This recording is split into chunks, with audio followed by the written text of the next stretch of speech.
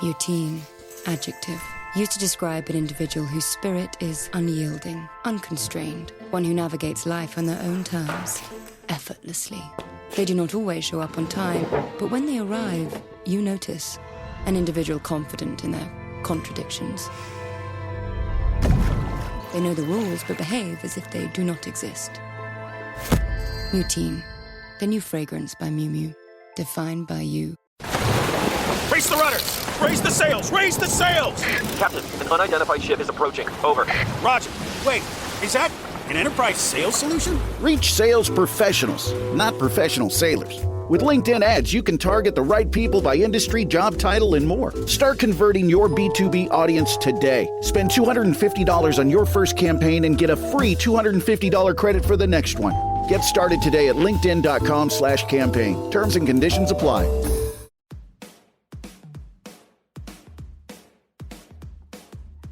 Hello and welcome to The Shift, the podcast that aims to tell the no-holds-barred truth about being a woman post-40. Created and hosted by me, journalist and author Sam Baker. My guest today is the writer Hilma Wolitzer. Born in 1930, Hilma had her first poem published at the age of 9. She then shelved that ambition in favour of marriage and children, as women often did in the 1950s. 26 years later, she had her first short story published. Then there was no stopping her. Her first novel was published at the age of 44, and since then she's published 14 books, the most recent of which is the career-spanning short story collection, brilliantly titled Today a Woman Went Mad in the Supermarket. If you, like me, love Elizabeth Strout, I guarantee you will love this book. There's this inner self who keeps striving for something else and something more, and it's exciting. Earlier this year, I was lucky enough to speak to Hilma from her apartment in New York about writing at 9 and 90, being raised to be a housewife by a housewife, and how feminism changed her life. She also talked about losing her husband of 68 years to COVID during lockdown, why she can't think of anything worse than dating again, why she's not done yet, and why she doesn't mind being an old woman, but she definitely doesn't want to be an old girl. Hi, Hilma. Sam, at last. We made it. How are you feeling after your COVID experience? Oh, well, I've still got long COVID, but in the circumstances, I feel like it's not that important, you know. I had trouble for a while, but then it went away. Oh, that's good. We'll talk about that a little later, if that's okay. It's really lovely to see you. Do you mind if we go right back to the beginning, right back to the very first thing you wrote when you were 9? Oh my goodness, it was a very bad poem, and it was published in a mimeographed publication sponsored by the New York Department of Sanitation, the garbage truck division. We had a little after-school program called the Junior Inspectors Club, and I submitted this poem, and it was accepted. And my mother and I took the subway to the Department of Sanitation, where a very large man stood up behind a desk, shook my hand, and gave me a piece of paper, which I no longer have, a kind of diploma. And it felt just absolutely marvelous. When we left, the streets were lined with garbage trucks, which sort of felt official and important. And my mother took me out for an ice cream soda too. So there was a real celebration. Like it, almost like a garbage truck guard of honor for your... Yes. Did you get the bug at that point when you were that young? I did, and I continued to write bad poetry, and I didn't grow up in a literary household. I had very kind and loving parents and supportive parents, but there weren't too many books around. And when I was writing these poems, I don't think they paid too much attention to them until my mother went to see a teacher for a parent-teacher conference. And she came home glowing and said to my father, "Miss Frederick said that Hilma shows great promise." And after that, they would pay more attention to the little poems. And when they were playing cards with their friends, which they did a few nights a week, they would stop the card game and let me come out of my pajamas and read my poems to them. And these poor people who really just wanted to get on to the next hand of canasta or whatever they were playing, applauded politely, and I would get back to bed. But then fast forward about 50 years, And I was a published writer, and I was giving a reading in New Jersey at a library. And a very old woman came up to me afterward, and she said, "You won't recognize me. You won't remember me, but I was your fourth grade teacher, Miss Fredericks." And Wow. I just began gushing. I thanked her so much for being supportive and for really igniting my career by telling my parents that I showed great promise. And she said, "Oh, honey, I told that to all the parents." It meant to me that she was really a wonderful teacher. It didn't matter, did it? It had the desired effect, which it made them think you had potential, and it made you, more importantly, it made you feel that you had potential. Right. And it gave me the impetus to keep going, which was important. So you've said that you were raised to be a housewife by a By a housewife. housewife, yes, indeed. And I took that very seriously. And I did love my domestic life. And then it became useful to me as literary fodder because it was what I knew. There's more Jell-O in my short stories than I care to remember.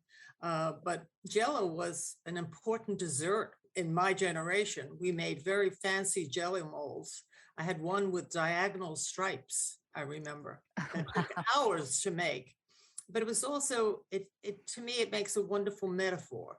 It's translucent, it's shimmery, it's colorful, it's multi-layered, or mine was multi-layered anyway. But I always loved Dorothy Parker's comment about Jell-O. She said, "I never eat anything more nervous than I am." That's brilliant, isn't it? I mean, obviously this would have been the 40s, wouldn't it? Did you ever question that, or did you just accept that this was the life that was mapped out for you, that you would get married and have children? And Oh, definitely. From the time I was a little girl and I played with dolls, I was already preparing for motherhood. I loved my dolls. I dressed them. And I had a little kitten that I also dressed in doll clothes and put into the carriage. That poor little kitten. I had so many scratches up and down my arms from that kitten. I remember I was covered with mercurochrome. But I really wanted that domestic life, and I did enjoy it. But I also felt restless. And it's the same restlessness that I think I give to my characters who are also living domestic lives. I wanted something else. And the second wave of feminism really helped me a lot. It gave me permission to be more ambitious, to seek something outside of my domestic life. This didn't mean that I stopped being a wife and mother. I continued to do it and enjoy it. But I remember teaching at a writers' conference with several other women who were also middle-aged women at that point. And all of us got together and began talking about how we can make more time for our work. Well, one of the things we decided to do was not to give so many dinner parties, not to cut out dinner parties, but to give fewer dinner parties, to get better hairdos that didn't require that much upkeep and maintenance. And we were really trying to think of ways we had to ask permission in a way from the world to let us be who we wanted to be. It is a patriarchal society. There's no question about it. And I love men and women, I think human beings. And I think that it was a slow process, even for my own husband, to come to the conclusion that I was going to do this as well as all the other stuff I did. how old were you when you married Morty? I was 22. So you had been, wife and mother, and his career had come first. So it must have been a shock to him when you went, okay, I'm doing this now. Right. I had contracted to be a wife and mother. I had not agreed to be a writer, and his career did come first. I remember when he got his doctorate, he was a psychologist. And the excitement of it, I made a sign for his desk. I had a sign made for his desk that said PhD, and made a big dinner of lasagna and invited several friends over to celebrate. And most of our dinner parties were around his colleagues. They became my friends as well. Most of them were male colleagues, and their wives became my friends. And I'm still friends with some of them, the few that are left. So were you 36 when you wrote your first story? Is that right? That was the first published story. I wrote a story. Morty was in the Marines, in the United States Marines, when we got married, and we moved down to the South and to a very small town. I think there were 5,000 people in the whole city of Morehead City. It was a fishing town, and we had no car. He used to hitchhike to the base every day, and I would hitchhike to the beach. My mother would have been horrified, but I did it. And I had nothing to do. So I wrote a short story and I sent it to the New Yorker because I didn't know where else to send it. And I got a letter back. They rejected it, but I got a handwritten letter that said, try us again. Well, that was almost too much success for me to bear. So I didn't write another story. And then I began having children and making Jell-O and stuff like that. So I wrote another story when I was 35 and had an unusual thing happen. I didn't know what to do with it. And I wasn't even sure it was a story. And I showed it to my husband and he suggested I show it to this friend of ours who was an art critic and an artist because he was very smart. And he put the story in his pocket and went to a party where he met a literary agent who happened to be Steinbeck's literary agent. Wow. She read the story and called me the next day and said, I'd like to represent you, which is an extraordinary thing to have happen.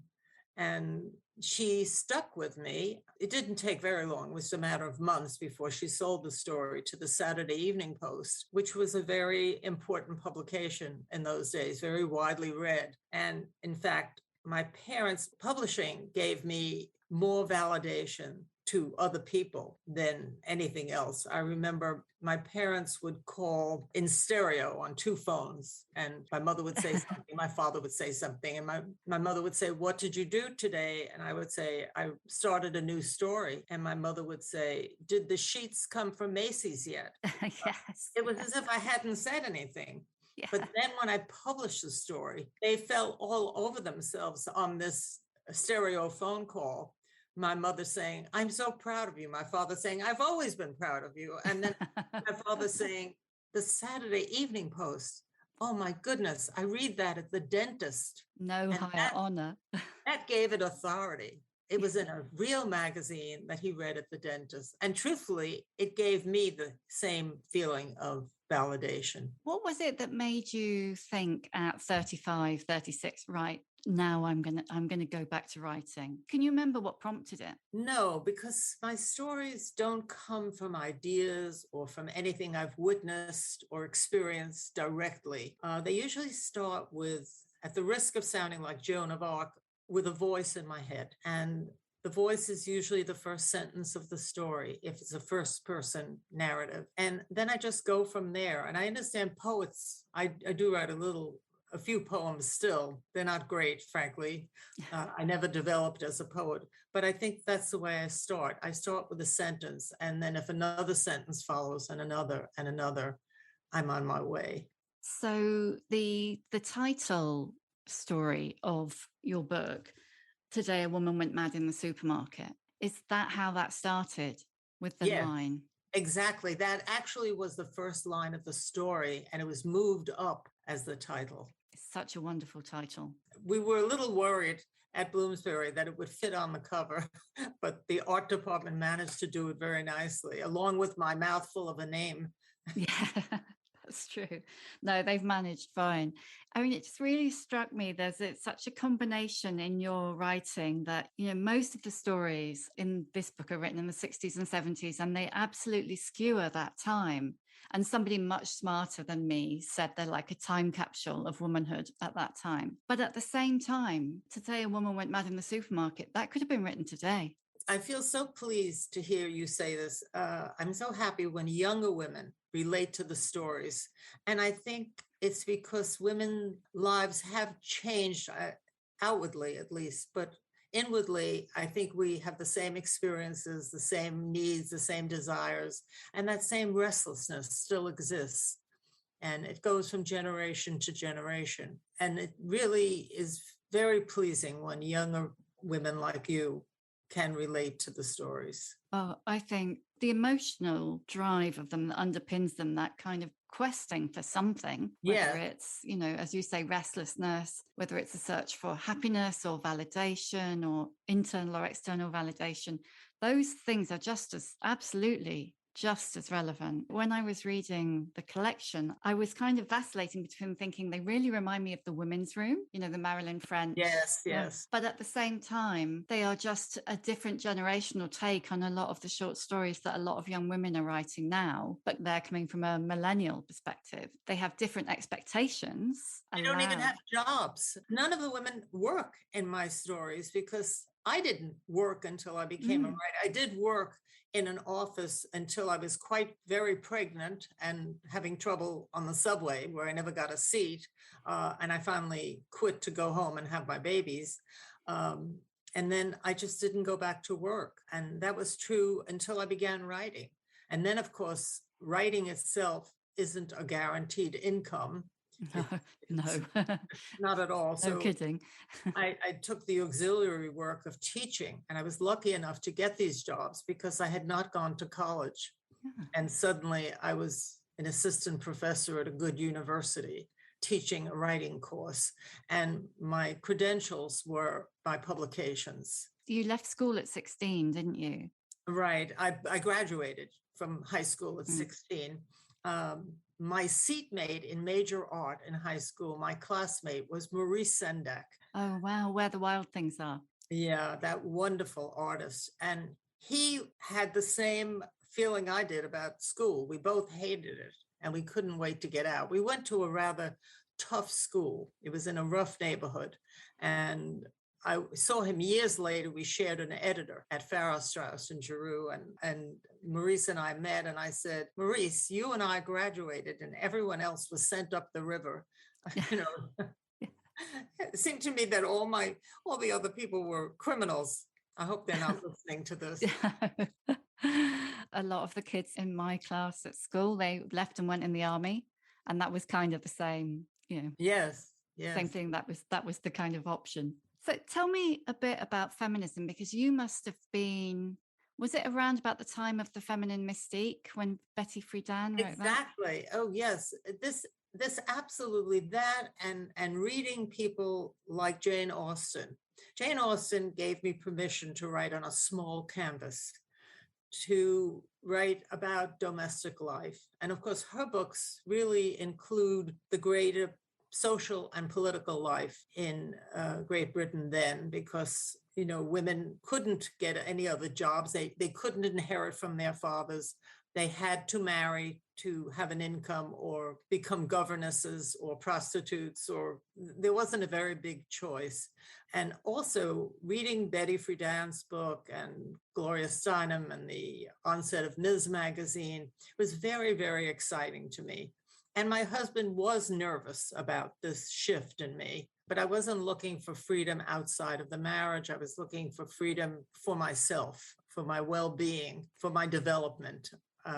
One doesn't think of anybody developing after reaching a certain age when your bones have stopped growing and everything, all your secondary sexual attributes have developed, and that's it. But there's this inner self who keeps striving for something else and something more. And it's exciting. It was very exciting for me at that time. And it was harder for women. One of the first places I published quite a few stories was a man's magazine, Esquire. And it was because of Gordon Lish, this editor who had come in, and he was acquiring new writers. And he actually published 3 of my stories in one issue, which was quite a coup. Yeah, wow. I think the only other person who had done it before then was Milan Kundera. No small thing. Yeah, that really was a very thrilling time. And at about the same time, I published my first novel. So there was a lot of press and there was a lot of interest. I still had to do other things to make a living or to augment the living my husband was making. I have to say that all those years, he was supporting us financially, working sometimes 2 jobs. And when we moved to the suburbs, because we were living in Brooklyn in an apartment, a 1-bedroom apartment with 2 children, it wasn't too easy. We slept on a fold-out bed in the living room that collapsed if you sat on it too hard. And when he got a job working in the suburbs. We moved to the suburbs to a very tiny house, and I didn't have a car. He had a very old car that he drove to his various jobs to keep us going. And when I sold that first story to the Saturday Evening Post, I went right across the street to the Rambler dealer and put a down payment on my first car. So essentially, I bought another kind of freedom. I had been walking everywhere, wheeling a stroller and walking everywhere. And so it really made a difference. And then there were some literary prizes that were financial, which helped. I didn't have a dryer or a dishwasher. I hung diapers on the line in the yard and so forth. And I was able to change that. I was able to get a refrigerator that really kept things cold. It really made a difference. Your money bought things that enabled you to have more freedom to do more writing. Exactly. Right. And how did it feel to be making your own money for the first time almost in your marriage? Well, I had worked when I was very young. When I graduated from high school at 16, I took a job in an office as a file clerk. I can't remember, some paltry sum of money. And I also contributed to my parents' household because, I grew up during the Depression and things had been pretty tough. And my older sister insisted that I contribute to the household. I do remember this because she was doing it as well. And in those days, every penny I made went into clothes. Every other penny I made went into clothes. It was just so much fun. And it happened that the office I worked for was an office that represented several department stores, and the clothing went through some warehouse that was attached to the office. So all of us on our lunch break, all the young women went in there and tried everything on. Oh, lethal. Yeah, and half the time you bought something, it was a week's salary, but that was all right. Do you still love clothes? I do, but I don't like myself in them as much. I know exactly what you mean. I was the Imelda Marcos of my neighborhood, but now my toes are not comfortable in fancy shoes. No. What point did you stop with the heels and the fancy shoes? I unfortunately inherited my father's bunions. There's a lovely subject. And just the toes got knottier and broader, and it hurt too much to stand up at a literary party for 2 hours in a pair of shoes. And now I still have a certain amount of vanity, but not the same vanity. Comfort comes first, I think. I want to be presentable. I don't want to try to look younger. I think there's nothing wrong with becoming an old woman. There's something wrong with becoming an old girl. And I don't want to do that. I can't be young again, except in my desires and my ambition and my love of life and of the people around me. One does forget how old one is until you pass a mirror. That's so true. When do you feel youngest? Very often when I'm in company of other people engaged in an ardent conversation about something, or even when I'm talking to my children, they're not just my children, but they're my friends. I have so much fun talking to them. And when I'm working, I'm no age at all. I am really shocked to pass a mirror when I'm in the midst of writing. I can write for several hours and then get up to go to the bathroom or the kitchen. And if I pass a mirror, I say, oh my goodness, who's that? Because I've been living in an alternate universe with my characters, and my characters can be any age, and I identify with them so much. The male characters as well, because I think part of being a decent fiction writer is to always consider the other. You have your own experience that you must use, and you have to use your own outlook on life, really. You have no one else's, but you have to imagine the otherness of other people, whether they're men or people of a different nationality. It's very enjoyable. It's very fulfilling. And you almost get to live another life on the page, as well as the life you're living in your body. One of the things that I really love about your stories is that the characters, the female characters in particular, are so identifiable. You were writing what they would now call unlikable female characters at a point when you weren't allowed to. You know, female characters in particular had to be a certain way. Saintly. Yes, perfect. Yes. And yet yours are not. They are, I think, incredibly likable, but also incredibly human. Did you ever get a kind of pushback on your female characters? No, I didn't really. And I'm happy about that because I think that they're good-hearted and they're flawed. They're deeply flawed, as I think everyone is. And I think it's very important to give your characters that human dimension, even a peripheral character or an unlikable character. You show one little thing that person does, the way he favors one leg when he walks, or the way his forehead moves when he chews, or something like that, to say, there's that shock of recognition. This could be me in this situation. Are you a watcher? Oh, I'm an eavesdropper. I'm a watcher. I'm very, very nosy about other people's lives. I think Elizabeth Strout refers to this in the introduction to my book, that I sat on the subway and would make up stories about everybody sitting on the subway because it gave me something to do. And it was also interesting and it was harmless. The stories in this collection a lot of them are about the two characters, Howard and Paulie.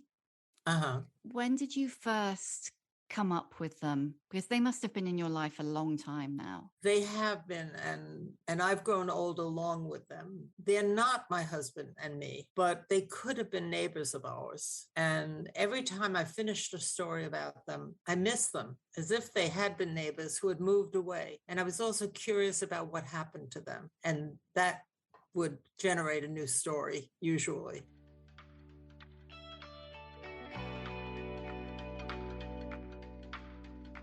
This episode of The Shift is sponsored by Shopify. When I think back to starting The Shift, I can hardly believe I pulled it off. I mean, I knew nothing, and I had to figure it all out on my own. Scripts, scheduling, branding. When you're starting something new, it can seem like every time you tick something off your to-do list, 2 more things magically appear in their place. So finding a tool that simplifies the whole process can be a real game changer. For millions of businesses, that tool is Shopify. Shopify is the commerce platform behind millions of businesses around the world, from household names like Heinz to Allbirds and Skims. Get started with your own design studio. With hundreds of ready-to-use templates, Shopify will help you build an online store to match your brand style. Accelerate your content creation. Shopify is packed with helpful tools to write product descriptions, headlines, and enhance product photography. Get the word out like you actually have a marketing team to create email and social media campaigns wherever your customers are scrolling. And best yet, Shopify is your commerce expert with world-class expertise in everything from inventory to international shipping to processing returns, you name it. If you're ready to sell, you're ready for Shopify. Turn your big business idea into with Shopify on your side. Sign up for your £1 a month trial at shopify.co.uk/shift. Go to shopify.co.uk/shift.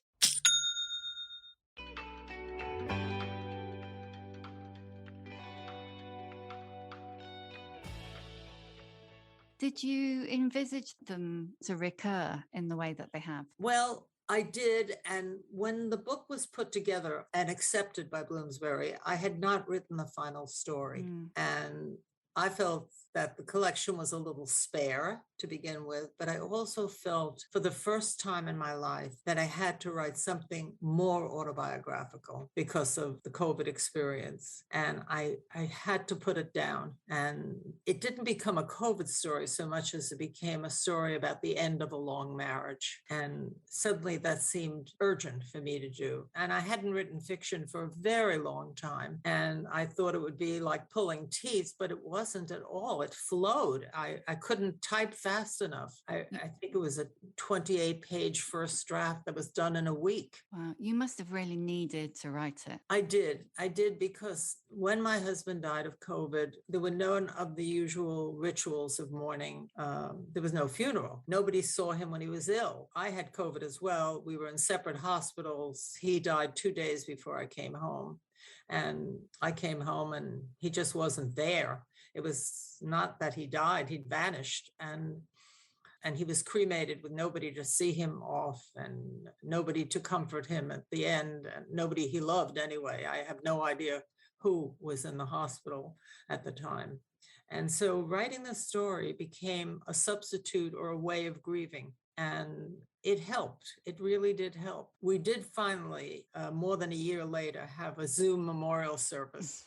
Now that I finally was able to conquer Zoom, figure out how to do it. You're a Zoom whiz now. Right. I mean, the first time I used Zoom, it was so horrible. I forgot that I didn't have a touch screen. I do that too. I was poking the screen trying to make it do things. It was idiotic. But we did have this Zoom memorial, and it was cathartic. But writing the story was cathartic as well. I mean, he had no one to say goodbye to him, but you were not able to say goodbye because of the COVID restrictions. Right. First, he was in the hospital and they didn't think he had COVID. They thought he had pneumonia and they were going to send him home, but they said he had already been exposed to COVID in the emergency room. Therefore, he had to be isolated, but he couldn't stand up. And we were both 90 years old. And I didn't know how, and no one would come to the house. No. So I prevailed upon the doctor, who agreed with me, to keep him. And the next day he tested positive for COVID and his oxygen levels plummeted and he needed oxygen. And a few days later, I lost my sense of smell and taste and began to cough. And so I knew what was happening. And I put some of that into the story. It's fiction. It tells the truth and also wrapped in a lie.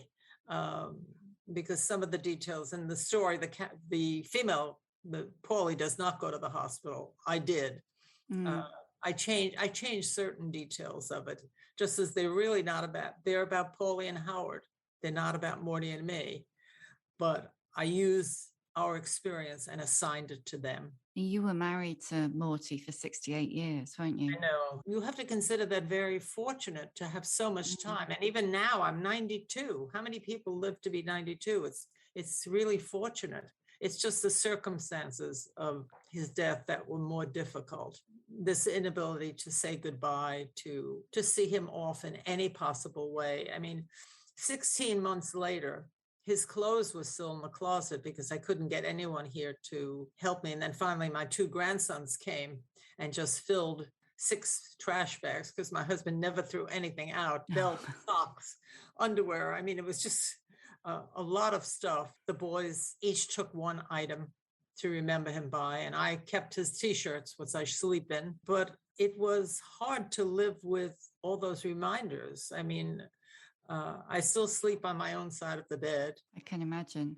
Yeah, it is a very strange situation. Were you on your own, locked down on your own for the whole time? Yes, I had not shared a meal with anyone for over a year. And the thing that saved me was stacks of magazines and books on the dining room table. So I had the company of literature, which is marvelous company. It's not the same as a person sitting across from you and going over the day you shared. And, there's no substitute for that, but it helped. It distracted me from the loneliness. And 68 years is such a long relationship, isn't it? The kind of, was the last story, which is about this. It's about the loss, but also it is about the unraveling, kind of unpeeling the layers of a really, really long relationship, isn't it? Right. All of those layers that build up as the time progresses between you. And you can hardly remember most things. You remember some highlights. I still dream about my husband. And in my dream, I'm not sad. Of course, he's also not dead in my dream.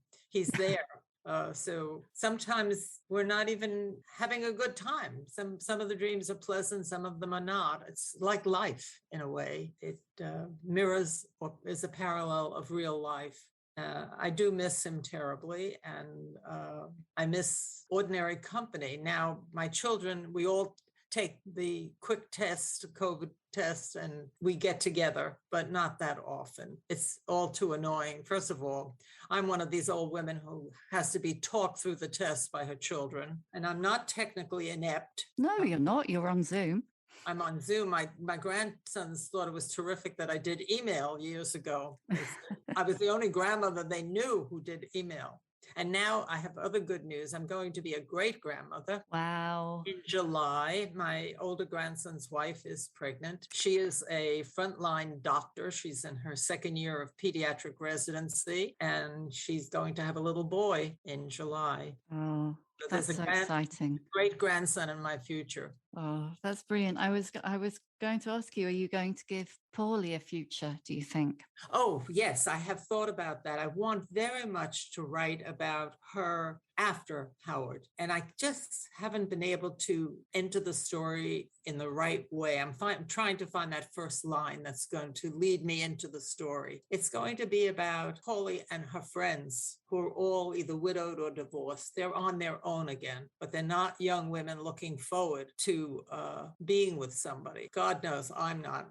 My younger daughter wants me to go on a dating site, and I can't stop laughing when I think about it. I said, there'll be 100-year-old guys on this dating site. And you'll be too old for them as well. Yes, they'll be looking for a younger woman. Definitely, at least 85. Yeah. Oh, no. Can you think of anything worse? No, I can't actually. I'm not as lonely as I was. I miss my husband, but I'm self-sufficient. I have certain rituals that I do every day. I take in the newspaper. I do sit-ups from a chair. I take the early morning pills that I have to take. I make breakfast. I always make the bed, even though nobody sees the apartment. I straighten things up. I do the crossword puzzle. And my younger daughter and I do the Guardian cryptic puzzle on the phone every night. That's no small thing. Which keeps us going, keeps me going. Frankly, I think that's a wonderful thing for the brain. They're really difficult. Do you have a bunch of female friends who you Zoom with? I do. I have female friends and I have male friends, which is really nice. I have younger friends, which is fun. And I'm flattered that I have younger friends, that they want to hang out with me. It's really nice. And I have friends my own age who I grew up with, even though we didn't know each other as children. We grew up as adults together. When I taught in these various universities, I met other writers. I had known no other writers when I began writing. And now I hardly know anyone who's not a writer. My friend Linda Paston, who's a poet, she and I were fellows together at Breadloaf. And I read the delivery room scene of my book. Horrifying. We read together. We had a joint reading. And she happened to read a delivery room poem. And we laughed about it. And we said we should have been wearing maternity dresses during that reading. And we're still friends. She's younger than I am. She's only about 89. Still a kid. Every minute counts now. Yeah. Every year certainly counts. But I have friends who are old who are absolutely marvelous. I'm friends with the actress Estelle Parsons. I don't know if you know her. She won the Academy Award for her role in Bonnie and Clyde years ago. She's a couple of years older than I am, and she's absolutely marvelous. She's just a marvelously forward-looking, energetic person who's still acting and directing and involved in theater in every way she can. And we talk on the phone, and she unfortunately lost her much younger husband to cancer recently. So we both become widows. And the word widow really is it's a horrible word, isn't it? It's a horrible word. It's like a curse almost. You need to create something else. It makes you become a whole other person, and you're not. You're still a wife who's lost her husband, which is very different from widow. Doesn't it sound awful? It's not necessary, is it? There must be another way.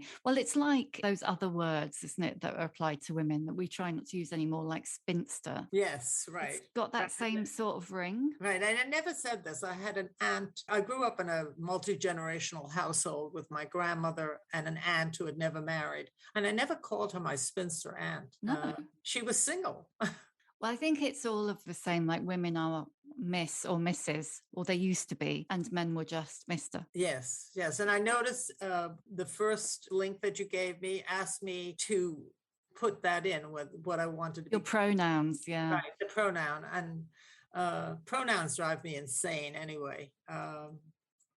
I was reading an interview with you from 1977 on the kind of subject of, spinster and widow. There was a real emphasis, wasn't there, on you being this kind of housewife turns writer. Right. That was the first interview I ever gave. That was the headline of the interview. Housewife turns into writer. And it was as if I had gone into a telephone booth like Superman and taken off my apron and emerged as this writer. And it didn't happen that way. I didn't turn into a writer, and I was still a housewife and a writer. I was both. I was a juggler. Yeah, and it seemed like they couldn't quite cope with that you might be doing, more than one thing and be equally committed to them. And I think it's threatening. It was threatening to some men, including my husband at the time. And then he embraced the whole literary world. First of all, he was very well read.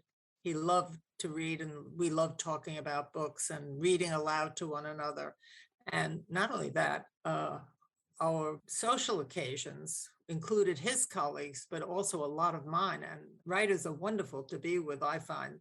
They're usually a little bit crazy and outlandish and certainly articulate and just fun to be with. So I do have, as you asked me before about friends, I do have a lot of writer friends, and some of them are quite young and some of them are my age. I think that's one of the things I'm going to give Paulie, is the threat of moving her into senior living. Oh, poor Paulie.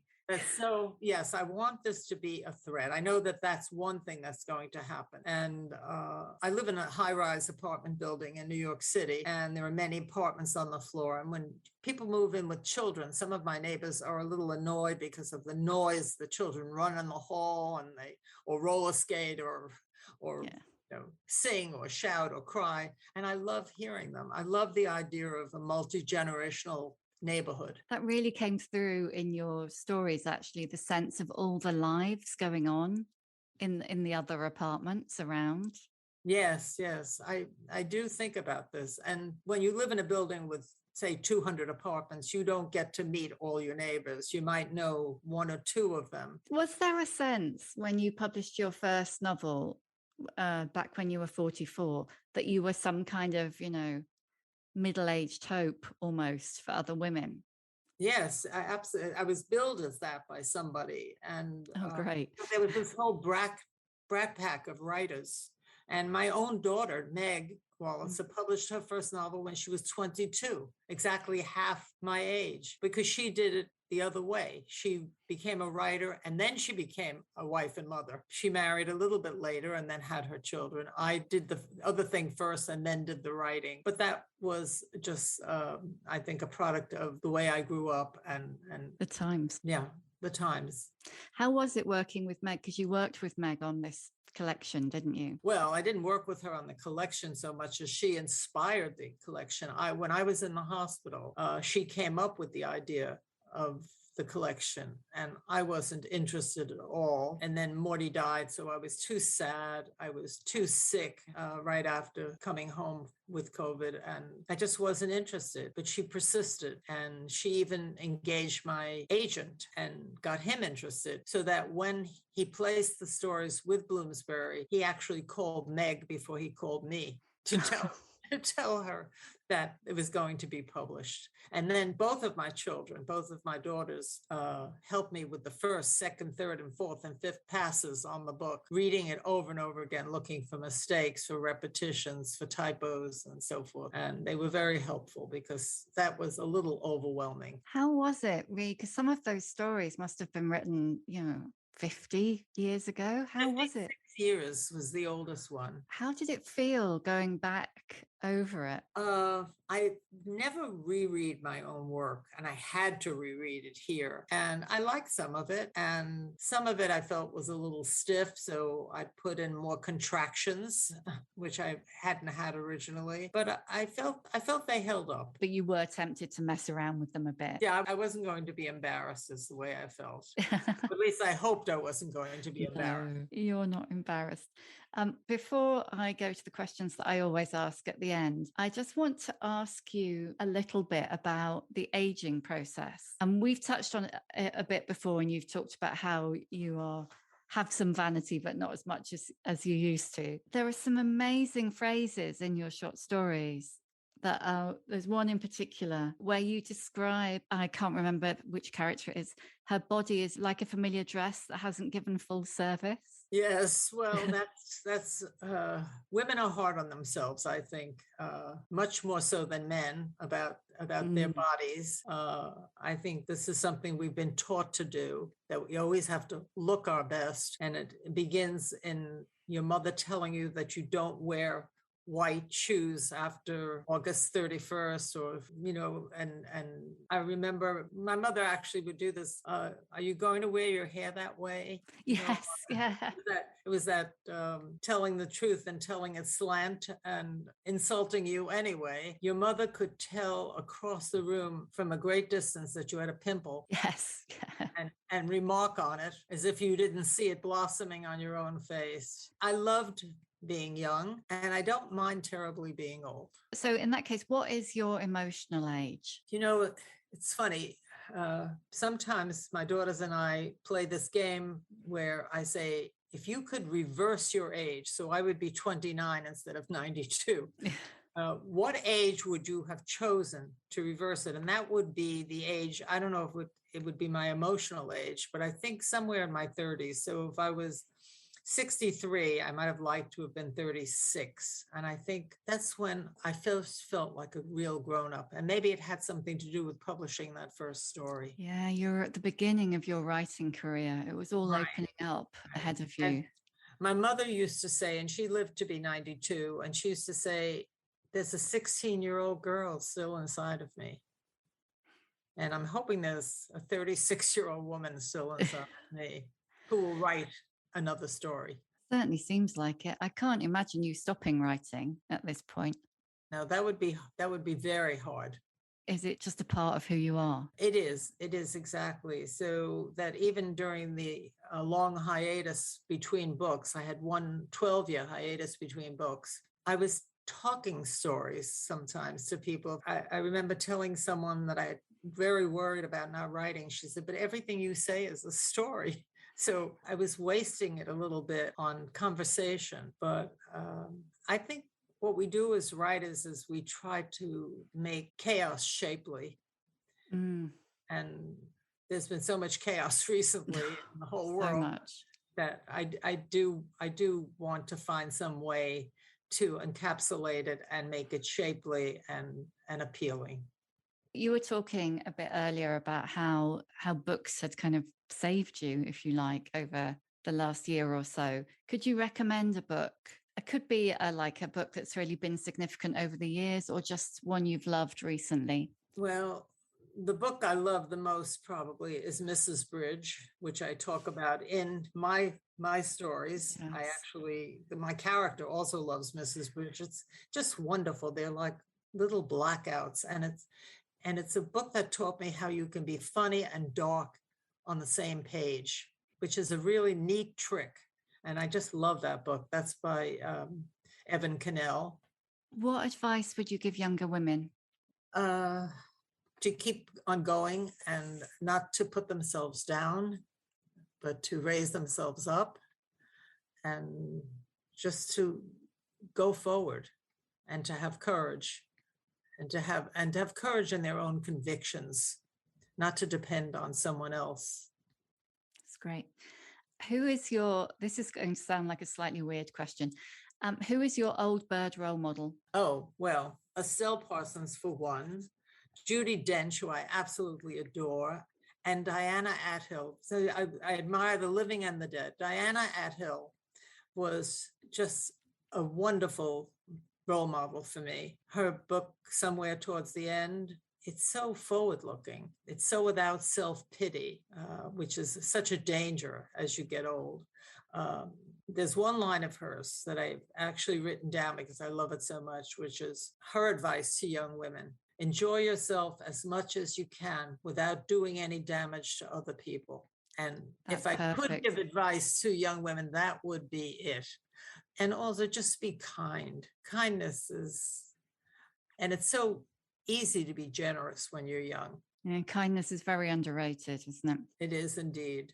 What's your superpower? Curiosity. I think it's what has propelled my career, and it's what's keeping me alive. I can't wait to find out what happens next. I go as fast as I can to the door in the morning to get the paper. Even though so much of the news is horrible, I still can't wait to see what happens next. And I'm still optimistic. I think things will get better. Foolishly, I believe that. But it's that curiosity that I remember having as a child when my father lay at the foot of my bed telling me stories before I went to sleep. He would tell me Goldilocks and the Three Bears, and I would listen intently because I always wondered, would it end the same way this time?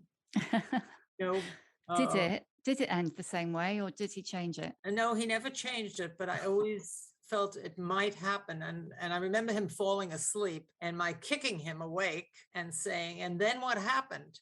And then what happened? Because even though I knew the stories by heart, I had to hear it again with the hopes that maybe something else had happened. I want to write a children's book called And Then What Happened, about just that experience. Oh, I think you should. That's so interesting as a approach to life, really. It is. And then what happened? Right. I'm maybe stupidly optimistic about things, but I'm curious about it. Even if we have to take some bad news along with the good news.